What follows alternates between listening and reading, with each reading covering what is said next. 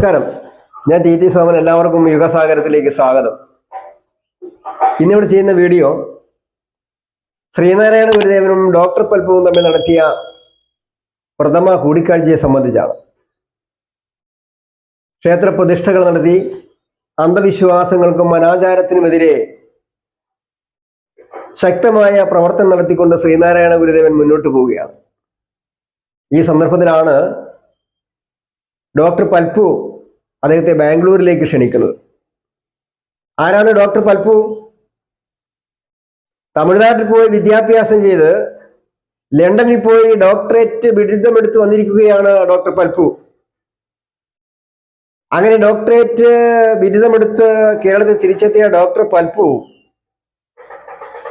ഒരു ജോലിക്ക് വേണ്ടി, ഡോക്ടർ നിയമനത്തിന് വേണ്ടി മഹാരാജാവിന് ഒരു നിവേദനം സമർപ്പിച്ചു. ഇന്നത്തെ പോലെയല്ല, ഡോക്ടർ പരീക്ഷ പാസ്സായി വന്നിട്ടുള്ള ആളുകൾ വളരെ കുറവാണ്. ഈ കാലഘട്ടത്തിലാണ് ഡോക്ടർ പൽപ്പു മഹാരാജാവിന് നിവേദനം കൊടുക്കുന്ന ഒരു ഡോക്ടർ നിയമനത്തിന് വേണ്ടി.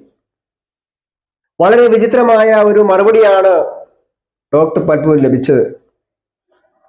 പൽപ്പു, നിങ്ങൾ ഡോക്ടർ പരീക്ഷ പാസ്സായി എന്നുള്ളത് ശരി തന്നെ, പക്ഷേ നിങ്ങൾ ഡോക്ടറായി നിയമിക്കപ്പെട്ടാൽ നിങ്ങൾ കൊടുക്കുന്ന മരുന്ന് കുടിക്കേണ്ടവരിൽ ഇവിടുത്തെ എല്ലാ ജാതി വിഭാഗത്തിൽപ്പെട്ട ആൾക്കാരുമുണ്ട്. അത് ഇവിടുത്തെ ഐത്താചരണ വ്യവസ്ഥിതിയെ ദോഷകരമായി ബാധിക്കുമെന്നുള്ളത് കൊണ്ട് നിങ്ങളൊരു ഡോക്ടറായി നിയമിക്കാൻ യാതൊരു നിർവാഹവുമില്ല.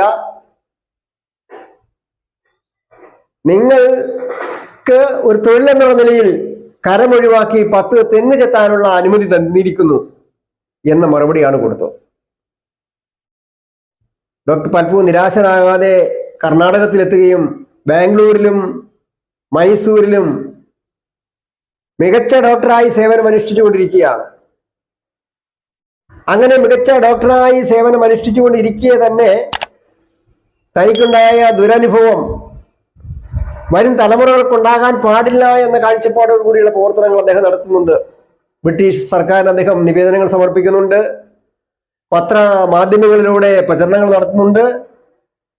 ഈ ഘട്ടത്തിലാണ് ഗുരുവിന്റെ പ്രവർത്തനം നടന്നുകൊണ്ടിരിക്കുന്നത്. രണ്ടുപേരും ബാംഗ്ലൂരിൽ വെച്ച് അദ്ദേഹത്തിന്റെ വസതിയിൽ വെച്ച് കൂടിക്കണ്ടു, പല കാര്യങ്ങളും ചർച്ച ചെയ്തു. അതിനുണ്ടായ പ്രധാന ഒരു തീരുമാനം മികച്ച വിദ്യാർത്ഥികളെ കണ്ടെത്തി അവരെ ഉപരിപഠനത്തിന് അയക്കണം, അവരെ സാമൂഹ്യ നവോത്ഥാന പ്രവർത്തനങ്ങൾക്ക് ഉപയോഗപ്പെടുത്തണം എന്നായിരുന്നു പ്രധാന തീരുമാനം. ഡോക്ടർ പൽപ്പു ഗുരുവിനോട് പറഞ്ഞു, ഏതാനും വിദ്യാർത്ഥികൾക്കുള്ള സ്കോളർഷിപ്പ് ഞാൻ നൽകിക്കൊള്ളാം. അങ്ങനെ അദ്ദേഹത്തിന്റെ സ്കോളർഷിപ്പ് ഉപയോഗപ്പെടുത്തിക്കൊണ്ടാണ് കുമാരനാശാനും സഹോദരയ്യപ്പനും ഒക്കെ ഉപരിപഠനം നടത്തി സമർത്ഥരായി തിരിച്ചു വന്നത് എന്ന കാര്യം നിങ്ങളെല്ലാവരും ശ്രദ്ധയിൽപ്പെടുത്തിക്കൊണ്ട് ഈ വീഡിയോ ഇവിടെ അവസാനിപ്പിക്കുന്നു. നന്ദി, നമസ്കാരം.